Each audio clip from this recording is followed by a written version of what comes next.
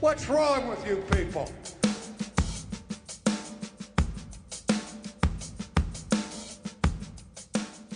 Welcome to Not Another Baptist Podcast. My name is Matt Hensley, and I am joined by Dr. Kyle, non-alcoholic beerman. And if you are looking for theological education that includes both academic challenge and hands-on ministry experience, we suggest Southwestern Baptist Theological Seminary. Wherever God calls, Southwestern Seminary wants to help you get there. And the best way to experience SWBTS is to attend its spring preview day on March 31st. See firsthand all that Southwestern Seminary has to offer. And during your visit, you'll tour the campus, speak with faculty members, chat with fellow students, and experience the unique campus community of Southwestern Seminary. Register today at swbts.edu/preview. And Kyle, it's no secret that we kind of love our Texas heritage, if you will. We're big fans of Whataburger, and immediately somebody's going to say, they're now a Chicago company. I don't care. They're taking Whataburger to the national level, and we're grateful for it. We love a good Whataburger. Amen. And if you haven't had a Whataburger lately, I personally recommend the chili cheeseburger.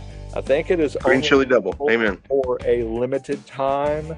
However, I have actually written Whataburger to plead with them, beg them to keep it on the menu, and maybe even make it the number one, because it is the number one burger I've ever had. Now, the number 1,048 burger that I've ever had, you got to experience the other day. Yes. So before we kind of dive into our topic today, which is going to be fun, light, all that kind of stuff, it's Christmas.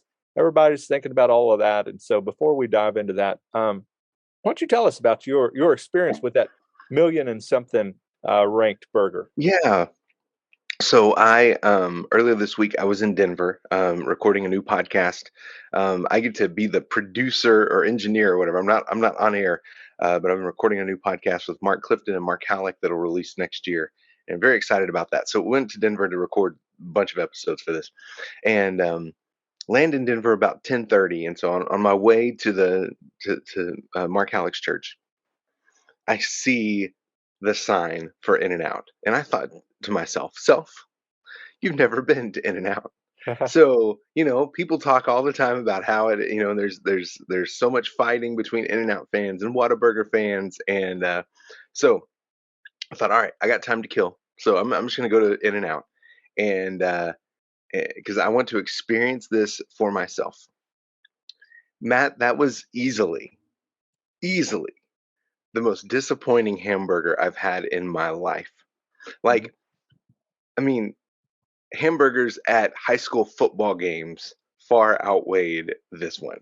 Like sub McDonald's. Now it's one time, so I'm willing to entertain the thought that maybe I didn't order the right thing, but I got their like standard hamburger, double meat, double cheese, and it was just awful. The fries tasted like cardboard, and now I understand they have like some sort of like special like seasoning or something like that. So I didn't get that. I just got regular fries. And I will say, if I could give them 0 stars, I would. I will give them 1/2 star out of 5 or 10. It doesn't matter. Well, they're getting the same rating. 1/2 star, because on their cup, the Dr. Pepper was good. On their cup, they had Isaiah 9:6 printed. So I'll give a 1/2 star for the Bible, the Bible verse that fits the Christmas season. Yeah. So 1/2 star and here's the thing, it's kind of like, Chick-fil-A. They only do one thing, and they do it really well, right? Chicken. Well, I guess now that I think about it, waffle fries, but the variations of chicken, the nuggets, the strips, the patty. Of course, they've got the grilled thing now, so I guess they've expanded a little bit, but known for their chicken sandwich, and it's delicious. Usually, fantastic. Every time you go, it's going regular to be or spicy. It doesn't matter. It's fantastic. It's going to be good. It's going to be good. And so those that do one thing very well, maybe a better example would be Raising Cane's or Raisin Cane's. Is it Raising? I never remember. Anyway, Raisin. Raisin. They Yeah. just have the chicken strips and the French fries. That's it, right? And so In-N-Out only has the burger and the French fries. They've got milkshakes, that kind of deal. And so when you do one thing, you better do that one thing really, Yep. really well. See, that's where I do pretty well. I do a lot of things moderately well. And so it's okay. I make up for the lack of quality with quantity, right? My books, whatever it might be. But with In-N-Out, it's just a burger. And in order for it to be so it's always edible. It's fresh.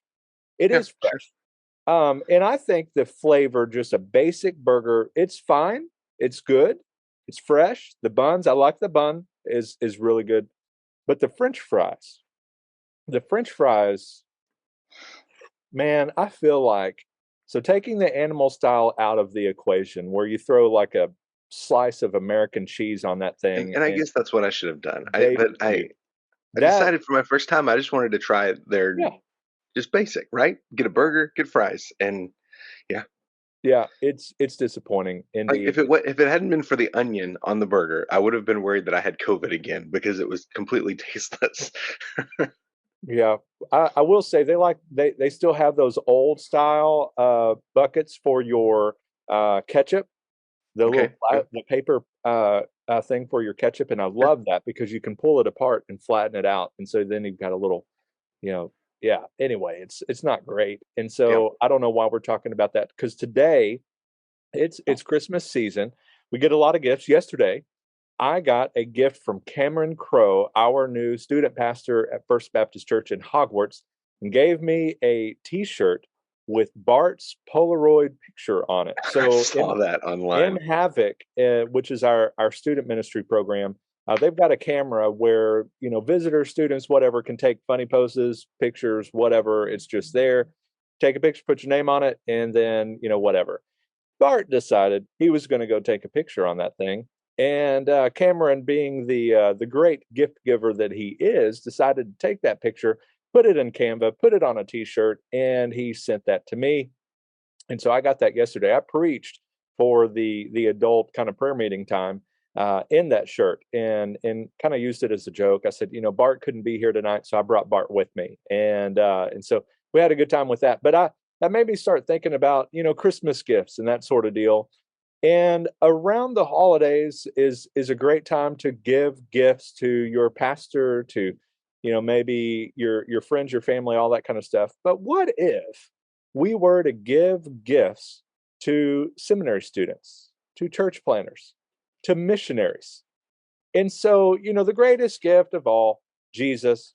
Second greatest gift, the cooperative program. And so, as we give through the cooperative program, their tuition goes down, cuts it in half. It funds church planters to be able to plant their churches without maybe having to have a second or third or fourth job. It allows a missionary to be able to go overseas and take the gospel. So that's a great gift. It's a great gift. But if you wanted to give a seminary student, a church planner, or a missionary a gift, I decided we'll give you a good idea and a bad idea, or maybe a funny idea. Maybe it's not even bad. You could still do it. And so, without further ado, we'll start with the seminary students. So they have Jesus, they've got great professors, and they've got half tuition. But if you want to go above and beyond, we suggest number one, give them counseling. Counseling. Counseling if they have Dr. Matt Queen as one of their professors or somebody like him, that would bathe their papers in the blood of Jesus through a red ink pen. Give them some counseling. But maybe what's a good gift that you could give a seminary student? Um, I mean, when I was a college and seminary student, I always wanted coffee. So load them up with coffee gift cards, whether it be Starbucks or like a local coffee shop, or just dump drop bags of coffee off at their dorm or their house or whatever. Lots and lots of coffee. My good gift is going to be Amazon. That's kind of the gift that can go for anything because Amazon's going to possibly have the books that they need. A lot of the books that Yep. would be on my list. I could go there and get used copies of them, which usually had the important stuff underlined or highlighted, and that was always helpful for me. Does As a, Amazon still do like the 10-cent books? Is that still a thing? I don't Do know. you remember that? I don't No? know. That's basically what mine are worth. All right. So you could give them counseling to deal with that difficult professor, or gift card for some coffee, or drop off some coffee and an Amazon gift card, that kind of thing, and allow them to buy some of their books for the next year. Now, Yeah. church planters, bad gift, funny gift. Give them some Bad gift for church planters? skinny jeans, a flannel shirt, button down shirt, and a beanie. There you go. That's That's the funny or the yeah. cliche gift for them. What about a good gift for a church planter? Um, I mean, if money is no object, a really good Logos package would be fantastic for a Yeah, church planter. yeah, Um, I mean, any pastor, even me and Matt, if you're really wondering what to get us for Christmas, you could Logos is always Logos gift card. That's fantastic. yes, yeah. Okay, my gift for them. That's probably where that coffee shop comes in. Yeah, Think of, if you know them and know where they're at. Think of maybe that non-Starbucks coffee shop that they're going to have yeah, maybe as their office, and a place where they're going to meet people and that kind of deal.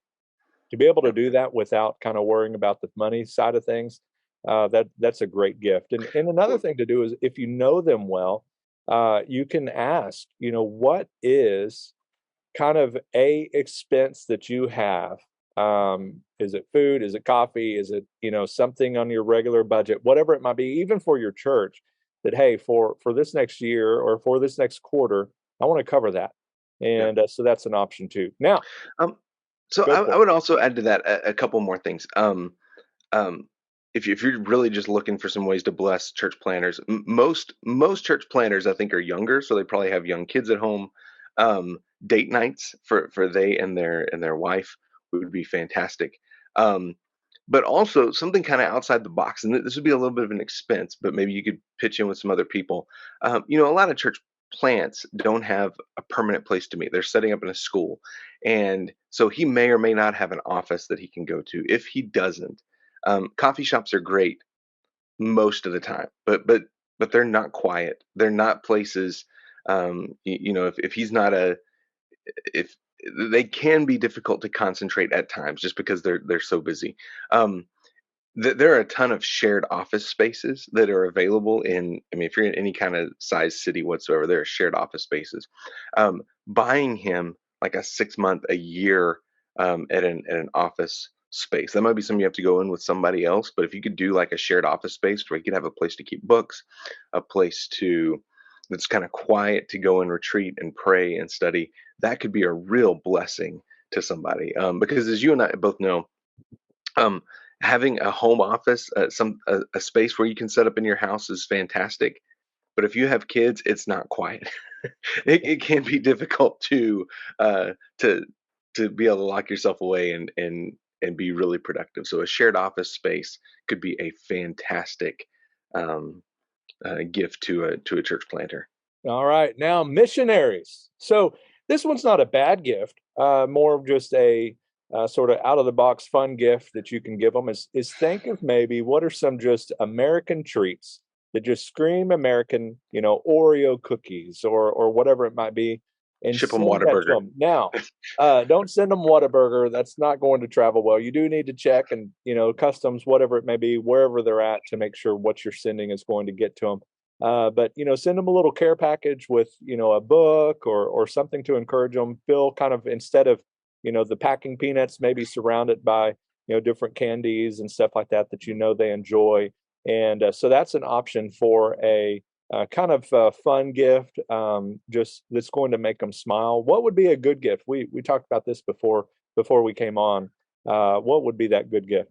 Yeah. So if you can gift them airline miles, if you have airline miles, and that a missionary's coming up on furlough, um, their travel back to the United States is obviously covered, but they may have family in the states that they want to go see.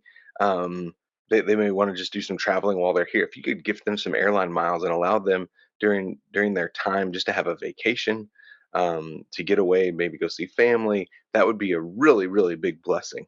Yeah. All right. And then finally, for our purposes here, is send relief. So if you know that person that's a yellow hat, if you will, I know here we had a tornado a couple of days ago, about, I don't know, 5 or 6 miles from our house. And they were, when I did the call out for them to come for the CBA, they were already on the way. And that shocked no one, including me. And I'll go ahead and throw mine out there. The perhaps the greatest gift you can give to them is a Lowe's or a Home Depot, whatever your area kind of hardware store or whatever would be, so they can get the chainsaw or supplies or things like that Yeah. they may need, and that kind of deal. What would you add? I would add something that came to me that I saw in a Facebook thread. Somebody had asked for traveling tips, or Jonathan Howard posted some traveling tips, and one of them was um, these packing cubes that will greatly increase the amount of stuff you can pack into a suitcase. And so if somebody's going on a DR trip, they're going to probably have several shirts, they're going to have several pairs of pants, they're going to have a lot of clothes they got to pack, and they would like to do that in as few suitcases as possible. So you can go on Amazon, look up just packing cubes.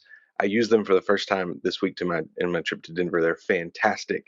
Um, yes, highly recommend that. It would be a wonderful gift for somebody who's traveling and doing a lot of DR work. Packing cubes. All right, man. Well, to wrap us up, why don't you say maybe the weirdest gift you ever received as a pastor? Maybe for another gift idea for your pastor, if you love them as much as this guy that gave you the weirdest gift. I'll throw mine out there to say it was half a cow. That was the weirdest gift. It's also the best gift we ever got, because we ate on that for, gosh, over a year, man. Yeah, we were gifted. We only have 2 kids, not 4, so we had a quarter beef that was given to us. Let's see, the weirdest gift.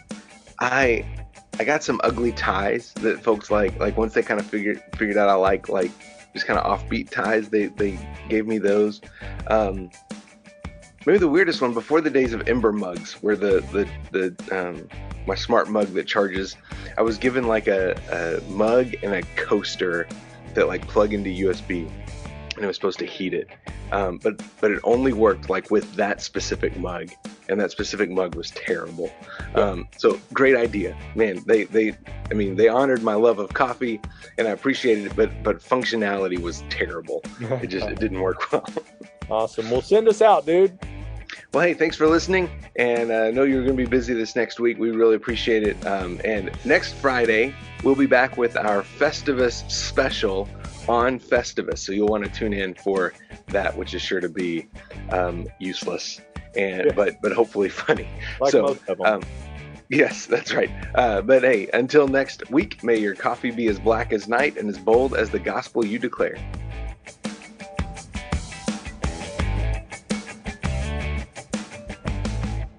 What's wrong with you people?